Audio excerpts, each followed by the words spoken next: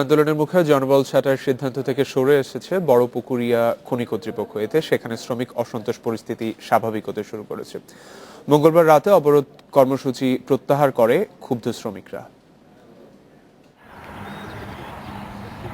2000 সালে দিনাজপুরের বড়পুকুরিয়া কয়লা খনি থেকে বাণিজ্যিকভাবে যখন কয়লা উত্তোলন শুরু হয় তখন জনবল কাঠামো ছিল 2674 জনের। তবে কাঠামো মেনে নিয়োগ দেওয়া হয়েছে মাত্র 1500 জনকে।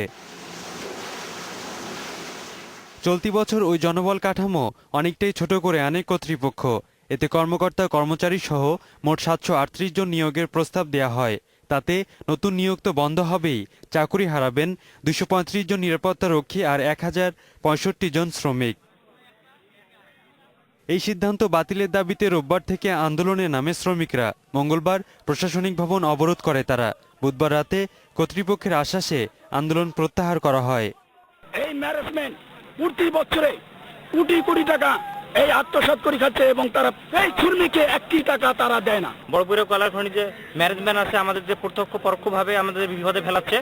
শ্রমিক আন্দোলনের বিষয়ে খনি ব্যবস্থাপনা পরিচালকের সঙ্গে যোগাযোগের চেষ্টা করা হলে ক্যামেরার সামনে সরাসরি কিছু বলতে রাজি হননি তিনি। বড়পুকুরিয়া কয়লা খনিতে বিক্রির অপেক্ষায় মজুদ আছে 1.23 মিলিয়ন টন কয়লা। Independent news.